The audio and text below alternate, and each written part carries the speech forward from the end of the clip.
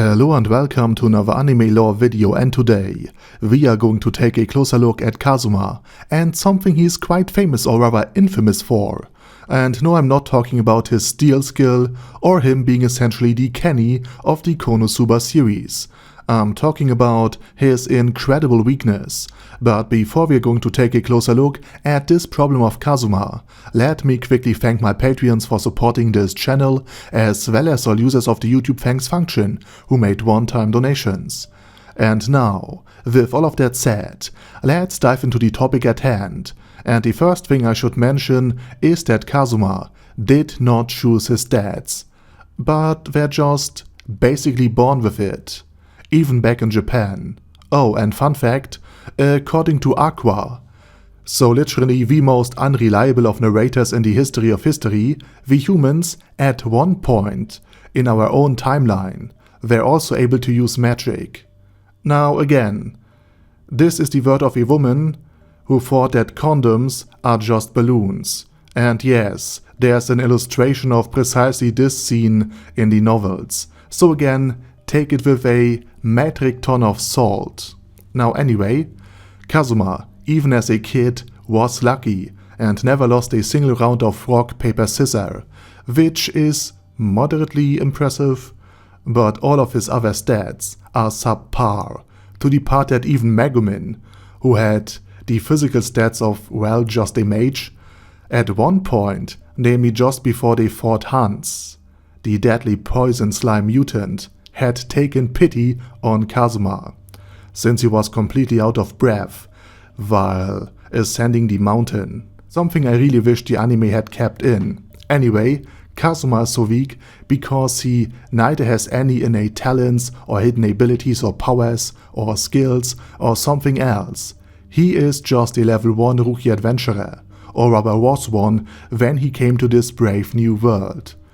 And since he has no special skills and is only level 1, his stats were downright abysmal compared to everyone else, except for his extraordinary high luck.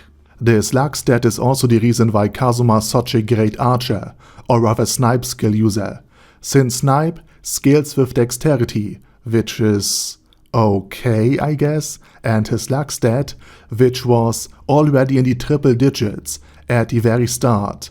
So he is a rather gifted archer, and should have focused way more on this. But Kazuma could not resist being a magic user, because there's magic in the world and Kazuma was head and heels in love with it. Not to the point that, let's say, Megumin was, but he was quite curious about it, to say the absolute least. And of course he wields the infamous blade Shunshun Maru. Fun fact, Megumin has also suggested naming Kazuma's kids. But sadly, this part was also left out of the anime.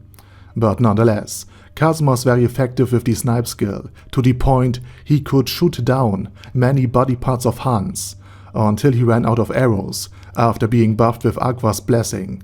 Something they only kept in partially during the anime. And I just realized that all of this sounds like I basically hate the anime, but no, this is not the case. I love the Konosuba anime, I'm really excited about the third season, but I just wish that they had kept these little parts in the anime. So anyway, right off the bat, Kazuma is weak because he only has slightly below average stats, and because his skill points are all over the place.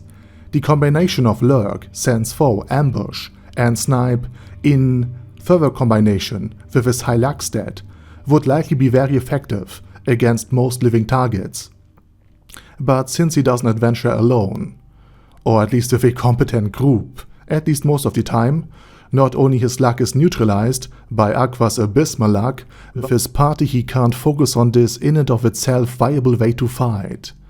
If he had just focused more on both skills, he would be a lot stronger. But, and this is the greatest problem he has, his stats are very weak, while all of his companions are in a sense overpowered, and therefore darkness leveled up thanks to the exploding Vanir dolls. Aqua is an undead bane, and Megumin oftentimes gets in the last attack, and therefore kills the enemy and earns a lot of experience. Fun fact, Even Komeko had this tendency and did essentially kill steal on Kazuma, instantly jumping beyond him level-wise, when she was the one finishing off Sylvia.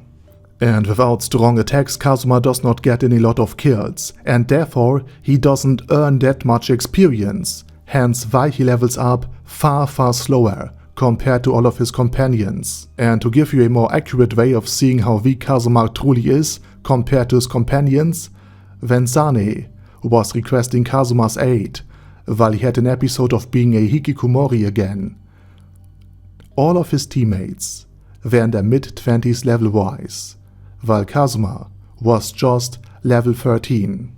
So you can roughly say that he was only half as strong. And as for power scale, imagine everyone else being a level 26 Pokemon, while Kazuma is a level 13 Pokemon. And now imagine who would win the most fights, who would earn a lot of experience points, and who would need to be revived basically every other fight. And finally, to add insult to injury, Aqua, while hovering at sub-brick levels in terms of intelligence, can actually live up to her being a deity. Her stats are maxed out, and she has picked all of these skills of an archpriest instantly, and against undead she is a force to be reckoned with. But again, her low intelligence makes all of her power very hard to use. It's like playing an OP character with a very broken controller. While Kazuma on the other hand would be an absolutely weak character, but he is played by a true expert. And with that said, I say thank you very much for watching, be sure to leave your opinions down in the comment section, and as usual, I say my special thanks to Arder Daddy Arder, Bad Guy Yi, Bad Burrito 316, Beezer, Ben C, Brandon D, Chrissy, Crowley 0221, Sia, Crystal Prime, Dead Slime, Death is Mercy, Deathless Dragonlord, Demon Xenomorph 1987, Devin Downen, Ding Dong, Duckwagon, Dunkler Krieger, Dystopia II, Enigmatic Unicorn, Firajivan, Guy with That Head, Hector Marino, Hoss, Huster, Jacob G, Jana B, Jason, J. Morris, Chromius, Kyle R, Lee K. Long, Legendarius, Lelouch Britannia with a Mustache, Lexus Fox, Lord Nishikian Rai,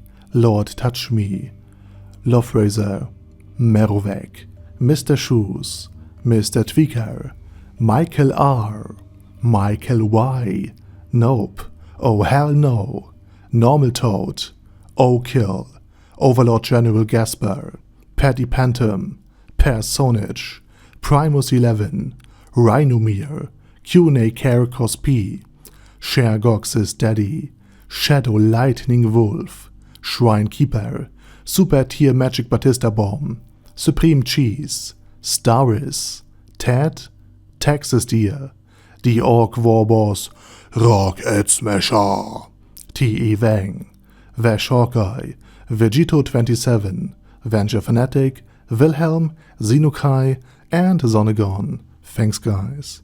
Anyway, have a nice day, and I hope to see you all again soon on my next video.